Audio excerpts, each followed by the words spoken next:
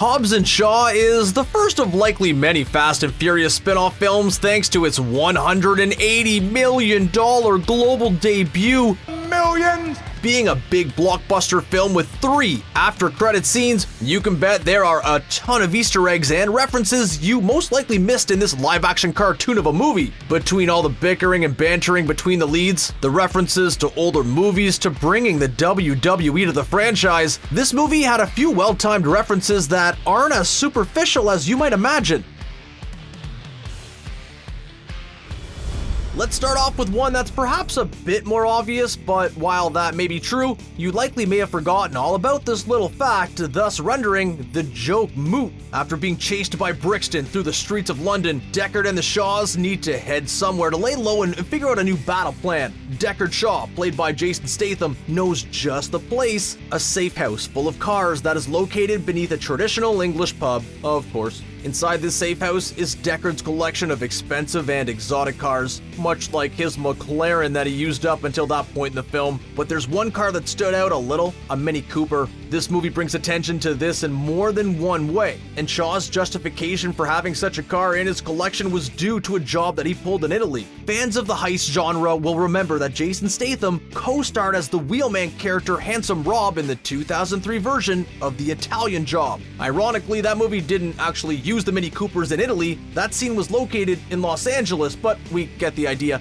Regardless, director David Leitch wanted to have a meta reference to the fact that Statham does a lot of car movies. Dwayne Johnson, as many of you know, got his career started in the WWE as The Rock. He's considered to be one of the most popular wrestlers of all time in that league, and his shift to movies has since made him one of the most lucrative and in-demand actors of the decade. But Johnson wasn't the only person from the WWE to be featured in Hobbs and Shaw. In fact, he wasn't the only person from his family tree to be featured in the movie. In the third act of the movie, Hobbs and the Shaws ventured to Samoa for some backup and some help in fixing a device. One of Hobbs' brothers is none other than Roman Reigns, who played Mateo Hobbs as is part of the SmackDown division. Roman Reigns is part of the Anoa'i family, an American Samoan group of wrestlers who compete professionally. This is where things get interesting, as family means more than just genetics here. Johnson's grandfather, Peter Maivia, undertook a blood oath with Amatuwani Anoa'i,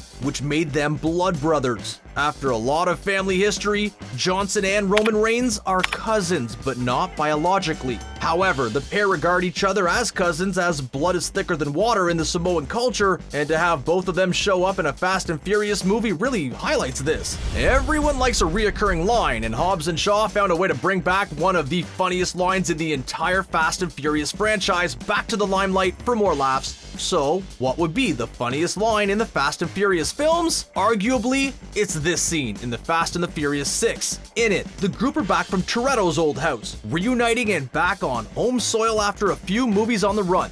Tej and Roman are working on the grill and see Hobbs approaching them. Roman says to Mia that she better hide her baby oil. Johnson, on top of his game, improvised the reply, You better hide that big-ass forehead. I was just joking. Whatever. Hobbs and Shaw actually brings back said baby oil joke, likely fully aware that it was one of the funniest moments in the franchise. The scene in question is when Deckard Shaw was telling Hobbs that he'll get this job done before Hobbs has had the chance to finish applying his baby oil during a verbal spat in the CIA Darkside headquarters. We have to wonder now though, is Hobbs actually using baby oil? See, now we need answers. Dwayne Johnson is one jacked dude, and his workout and diet plays a big role in his massive physique. Despite this, even The Rock needs a cheat day, and so does Luke Hobbs, it seems. When having breakfast with his daughter at the diner, Hobbs orders a huge mountain of pancakes, like an obscene amount of pancakes if we're being honest. But the joke isn't just a joke, it was a reference to The Rock's real-life cheat day. Despite eating lots of protein on his day-to-day diet and eating a lot overall, even a man like Johnson needs a day where he can just enjoy his meals. And boy, does Johnson ever, if his love for pancakes are to be taken as fact. On his Instagram page and various publications over the years, you can see just how much Johnson appreciates his piles of pancakes, which have gone on to become his signature meal, ironically. There's quite a few connections to Deadpool 2 in Hobbs and Shaw, and while some of them are more obvious than others, we're quite certain that's not the case for all of them. The obvious entries come from the director of Deadpool 2 being the director of Hobbs and Shaw. David Leitch was also the director of Atomic Blonde and one of the first directors on the first John Wick movie. So if Leitch is here, it's no surprise that Ryan Reynolds has shown up to cameo as Agent Locke, a CIA operative who brings Hobbs into the plot to recover the virus. Speaking of John Wick, the opponent Keanu fought during the Red Circle Club scene can be spotted in Hobbs and Shaw as well. That's Daniel Bernhardt, who was one of Brixton's henchmen and met his end fighting Shaw in Hattie's apartment early on in the movie. More obscure, however, is the agent who brings Shaw into the plot early on in the movie. Yup. Agent Loeb in Hobbs and Shaw is actually Rob Delaney, who in turn played the fan-favorite character Peter in Deadpool 2, the human member of the X-Force who just saw the ad and wanted to join. You're in. Brixton may be the big bad in the movie, but he still reports to someone higher up the chain. We never get to meet that person thanks to some serious modulation, but that still won't likely stop you from guessing who it is. And if you want to confirm who it is, all you gotta do is simply look at the credits. The disembodied voice is credited to Champ Nightingale. But wait, who's that? Champ Nightingale is actually the fake name Ryan Reynolds used to review his own gin product on Amazon. Giving himself a 5-star review sounds about on brand for Reynolds, and this little reference to the joke actually confirms that Reynolds is the big bad of the entire series, meaning we not only can't trust anything he says, but have to wonder if he really wants these viruses unleashed if he keeps recruiting Hobbs and Shaw to stop them for the CIA, regardless of his desire to recruit them to his own organization.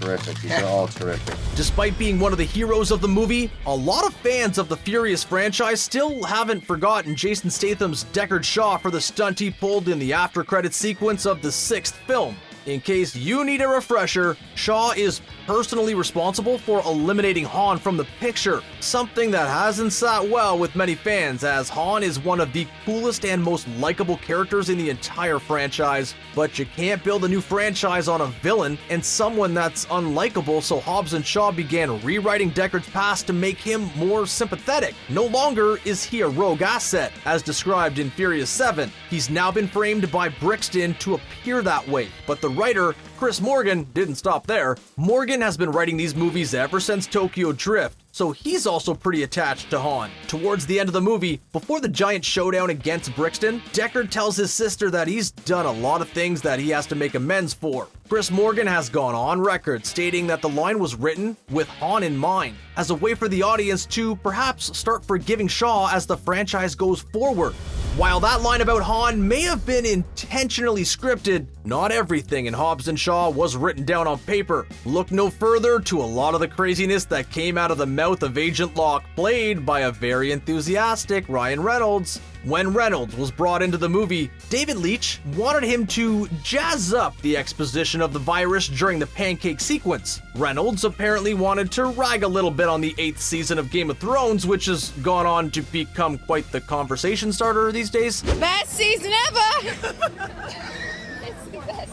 It's the best season ever. All of the Game of Thrones bits were entirely improvised by Reynolds' twisted mind, says Leitch. When they brought Reynolds back in for the after-credit scenes, the Deadpool actor decided to continue his riff on Game of Thrones now that the 8th season has come to an end, questioning everything that happened between Jon and Dany. Yeah, you know what we're talking about. You are my queen.